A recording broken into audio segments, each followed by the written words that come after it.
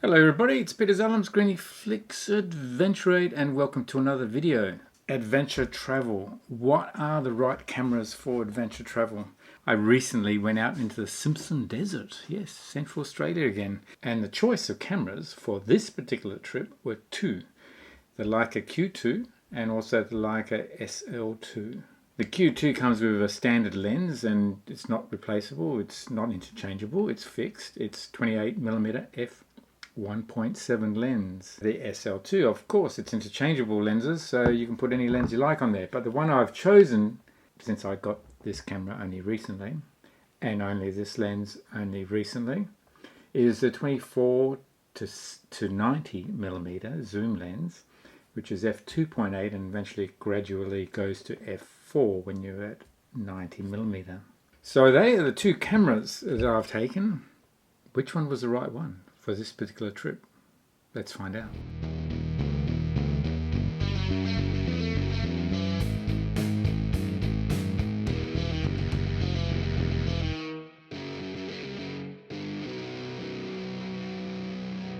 Here are the two cameras and they are quite different indeed.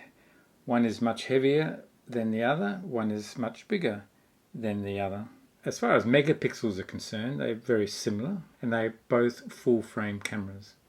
Both have great video capabilities as well as great still capabilities. When I go on my adventure travel, I want to create a number of videos, I want to take stills so that I can share that in my photography on my YouTube channel. So thanks again for tuning in. If you haven't already subscribed to my channel, then do please subscribe. Press the little notification bell and you'll be notified when the next video is out. And please give it a like as well. That's how you support the channel. That's how people get to know about the channel, get to see my content, and if they like it, well, they come back. And I hope you are coming back as well.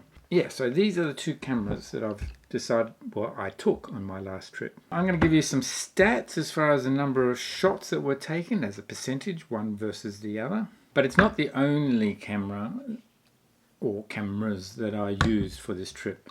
Maybe I should start off by saying, in my opinion, the best camera that you could possibly have is the one that's in your hand at the time when you want to actually take the photograph. Simple as that. Having said that, I have a bunch of cameras, and I guess it's a bit like clothes as well. You know, it really doesn't matter what clothes you're wearing. If you don't want to be naked, you have to wear some clothes. So the best clothes are the ones that are available at the time. However, clothes do make a difference to how you feel about yourself, the level of excitement, creativity, etc. Well, the same thing goes for cameras. I believe anyway, I find it that way. Is I pick up a camera and I get immersed into the technology or into the story of the camera, how it was designed. Whether it's an old camera, whether it's a new camera, I get excited about using different cameras. But I try and limit myself with how many I have access to for any particular project. Otherwise it just gets too confusing with all the different cameras and operations, even within one particular brand. So for this trip, it was just these two cameras which were my main focus, the Q2 and the SL2. Now with the SL2, I did have another lens, and that is another automatic lens, autofocus lens, I should say. And that's this Sigma Contemporary. Sigma make a whole bunch of different lenses for the Leica SL2. And what's unique about this one is, besides having manual focus and automatic focus with a switch, you can set the aperture manually with the aperture ring here, and it's also got a function there, automatic as well. And it's also relatively fast, f2. Fastest you can get on this one is 2.8, that's at 24mm. And on the Q2 was 1.7. I thought when I set off on the trip I would be using this quite a bit. The other cameras I was using were the GoPro. This is the GoPro 10, and it's got a battery, lithium battery handle as well, so that I can give it a bit of a charge. GoPros, I always find there's some issue always with every model of GoPro, and the one that particularly has an issue with this is when you're charging on the back here through this case, it will only charge to about 80% before it actually freezes the camera. So I've got to take the battery out, put it back in, and then everything works correctly. Anyway, I also have my GoPro 9 with a smashed screen on the back, but it still works. So I use this one particularly in the car for video. I only use the GoPros for video. I don't do stills with the GoPros at all. Because of adventure travel, it's not unusual that sometimes you're in water, and even though you can use these cameras when it's raining without any problems because they're waterproofing that they have. If I'm swimming in water holes, as I did for this last trip, then I want to take some video or some stills, then the iPhone is waterproof, which is fantastic. But to hold it and to swim, it's just impossible. It can fall out of your hand really quite easily.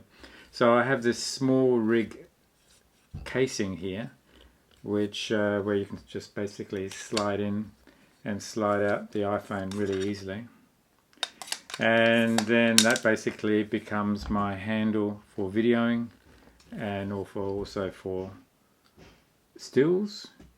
And in the worst case scenario, if I'm swimming, it becomes another hand as well. It becomes a paddle. Multi-function. I like multi-function things. Oh, and the last thing was, yes, I had a drone as well, which was a DJI Mavic 2 Pro. Alright, so let's get on with my observations around really what this video is about, and that's these two cameras. Probably the first thing to consider with adventure travel is working out what sort of environment you're going to be in and what sort of conditions you're going to be in. So in Central Australia, we can get all sorts of conditions, from extremely hot conditions. In this last trip, we had temperatures nearly 50 degrees Celsius. Well, I don't know, that's something like 120 degrees Fahrenheit. Dusty, sandy, windy, hot conditions. And in the evenings, it can get below zero depending on the conditions. We never had below zero, so we didn't have really cold temperatures. I think got down to 10 degrees Celsius was the coldest, but really sandy and dusty conditions, particularly with four-wheel driving or off-road driving. You're on dirt tracks, car comes in the opposite direction, you've got the vents on, you might have the windows open, and your dust comes into the car. Dust is everywhere. So that's the environment that we're working with. So the other thing is with Outback travel, particularly on dirt roads, particularly in Australia, I'm sure it's all over the world in desert locations, patterns start to form into the road, and they're called corrugations, like wave patterns. So there's a lot of vibration that is going through the car. Things get rubbing together and hitting, and you have to sort of stack stuff on top of each other, and you strap things down to minimize movement as well.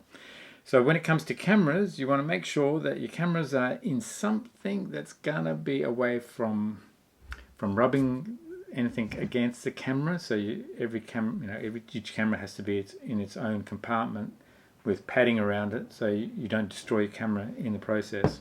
So so it's really the logistics of how do you carry your cameras. So with the Q2, my Peak Design 3-litre bag is ideal for that.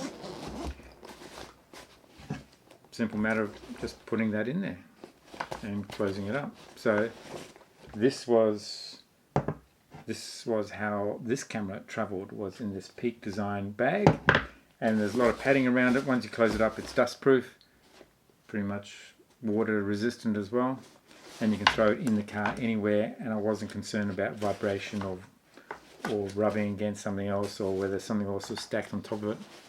So that's how that traveled. With the SL2, I also had another camera bag, which was this one here. I do have a Peak Design camera bag, same size, which I had all the GoPros and other stuff in there as well. But this traveled in this bag in the top compartment here again, so it was easy to get to, so there was no problems about vibration or dust, whatever. And then when I needed to get to it, all I had to do was just unzip that, and then I could just take it out and have access to the camera. In that larger bag there are other compartments, so I could have the little 35mm f2 Sigma lens access as well. What I found during the course of the day was that my subject, or what I saw as my subject, was often fairly far away. I found that the Q2 with its 28mm lens, I was often too far away from my main subject, and that's where the extra reach of the 24 to 90mm lens gave a distinct advantage. So I was able to grab this camera very quickly, stop the car, get out of the car, take the shot. Landscape shots, often I was shooting in that 90mm range, or anywhere between 50 and 90 depending on what the situation was. I found that I was zooming with my legs as well, moving closer to the subject. Occasionally during the day I'd be shooting wide angle as well, 24mm, 35, 28mm, anything around there. I wasn't concerned too much about the f-stop. In most cases I was shooting wide open. So that meant 24mm it'd be shooting at f2.8, and when I was right up to 90mm I'd be shooting at f4. Occasionally, because I really wanted to get a larger depth of field, again depending on the situation, I might have stopped down to 5.68 f11, again depending on how much depth of field I wanted. The great thing about both these lenses on these cameras is that I had no qualms whatsoever shooting completely wide open. 1.7 on the Q2, knowing that I could get as much detail as I wanted, and also f2.8 or f4 on the SL2. Again, completely open aperture, and I could get as much detail, much definition, as much contrast as I wanted, without feeling that I had to stop it down in order to get better contrast or better detail. That's the great thing about both these cameras. The only reason to stop down the lens was if I wanted to increase the depth of field. Shooting wide open was fantastic. During the day, what that meant was that I was using mainly the SL2. My subject was often more than 5-10 meters away. Even if it was people, it mattered not, because they were far enough away not to be concerned that I had a large camera. What I found in the evening was exactly the opposite. In the evening around the campfire, or in pubs, or where there are people, where I'm dealing with people like I am right now to the camera here, which is, you know, within a 1.5 meter distance from me, I found it a lot less intimidating. People were much more comfortable if I had the little Q2 with me taking shots. Of course you can take it with the phone, but you get a much better shot with the Q2, of course. Being able to shoot at 1.7 and have manual controls as well as automatic gave a lot more flexibility. I could put the 35mm f2 Sigma lens on the SL2, but I found that, yes, I did it every now and then, and I did it for maybe the first couple of days during the 3-week trip. I just found it's much easier just to go to the Q2. Whether it was 35mm at f2 or 28mm at f1.7, it really didn't make that much difference to the shot, but it was so much easier just grabbing the Q2 rather than swapping lenses. That extra time, that extra effort, particularly where we're doing walks or whatever in canyons where everything is close and tight in, then the Q2 got the shot. I guess it was all about getting the shot. Again, whatever camera was in my hand, that was the ideal camera to get the shot. And sometimes it still ended up being the iPhone where I got the shot that I wanted.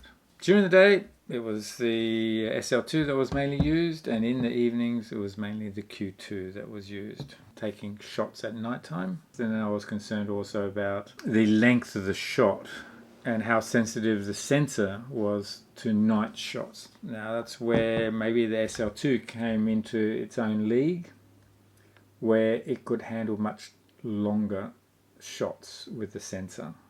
I could take 2-minute shots at f2.8, whereas there are some limitations on the Q2. I couldn't go to that length of time because eventually the sensor just says you can't do that, you're going to have to increase the ISO. So the other observation that I found was with the high temperatures, 45 degrees, 50 degrees Celsius, things started to fail. The GoPros start to play up once you start to get into those higher temperatures. Even if the camera's not in the sun, but just those higher ambient temperatures, the lithium batteries, when I'm videoing, get really, really hot, and they can't cool down, and they eventually get to a point where they will burst, they will expand. And I've had 2 lithium batteries that failed that way. They don't fail completely. They still continue to operate, but they expand, and once they expand, they don't contract again. They just expand, they get slightly wider, and then it's hard to get the battery out of the GoPros. So that's a real issue. The iPhone also, at about 45 degrees ambient temperature, starts to fail. The screen starts to go dark and gets darker and darker, and then it's harder to use. Even in daylight, it's impossible to use almost. And eventually a sign comes up saying it's too hot to operate. I found that with the iPad as well.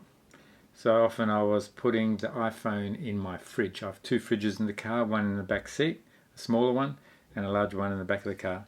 So I was putting the iPhone in the fridge while I was driving, so it's always cool when I take it out and take some shots, whatever, in the middle of the day. Then at least I could see the screen, I could still take the shot. Same issue was with my navigation systems. I had a Garmin GPS, which is a lithium rechargeable one. I had to put that in the fridge a number of times to keep that cool, make sure it was out of the sun, otherwise it would stop. So heat is a real issue in Central Australia. Ease of use. Both cameras are fairly easy to use. I use the automatic functions. Autofocus is always a challenge, I find. I find manual focus less of a challenge than autofocus. At least with manual focus, once you get used to the focusing system, then you just repeat that process and you get exactly what you focus on. With autofocus functions, you have to set the functions, you have either tracking or face detect or whatever, or zone areas. And eventually I found myself choosing the tracking function of autofocus for most situations that I was taking the shot. Because I was taking animals, landscape, pre-focusing on certain things and then reframing, I found that tracking was much more reliable. And it was probably similar to that. I think I was using spot focus, autofocus on the Q2. In certain situations I went to manual in both cases, particularly with evening shots if I was doing that. And I wanted to focus on the stars, and I'd go manual focus, zoom into a bright point star, focus on that, keep it at that setting, and then take the shot. In summary, I took roughly the same amount of shots on both cameras, coincidentally, give or take. This was used mainly in the evening. This was used mainly during the day, possibly a little bit more on the SL2. It was great not having to change the lens. That's what I really appreciated it. So having 2 cameras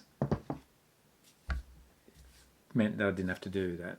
Would I travel with both of these combinations again? Yes, of course. I think this combination works well. It's not too heavy if you have to leave the car behind, for example, and fly in somewhere or fly out somewhere. Then you can quite easily carry these 2 cameras with this lens combination in your bag without being completely overloaded with your hand luggage on the plane. Yeah, so I guess this will be 2 videos. So I guess this video is more talking about the handling, the practicality of using these cameras for adventure travel. And I will come up with a follow-up video. There'll be a number of videos. There will be, of course, the videos of the actual travel, and there will be photographs and videos shared within each of those videos. But I will probably do another video which will just look at the type of stills that were done with both of these cameras and compare some of the results as well. Alright, so there's going to be a lot more material that comes out. I hope that you have found this interesting, and I welcome your comments. What do you use?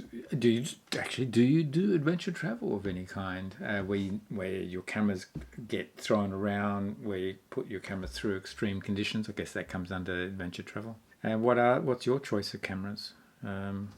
I've done my adventure travel with a bunch of different cameras with Nikon gear, as well as with the Leica M series. I did one trip where I did with a Leica M240 or MP240 with one lens, with 35mm Summicron lens f2. That was the main camera that I used for that entire trip. In addition to the GoPros and the iPhone. There'll be a link to the video there. Alright, well, welcome your comments. What do you use? I hope you liked the video. If you did, then give it a thumbs up. That's how you support the channel. If it's the first time to my channel, or you've come to view my channel a number of times but haven't already subscribed, then please do subscribe. That helps the channel, that helps other people see the video as well. So do subscribe, press notifications, you'll be notified when the next video is out. Thanks again for watching. I really appreciate your support. Look out for the next video, and I'll see you next time. Cheers, bye.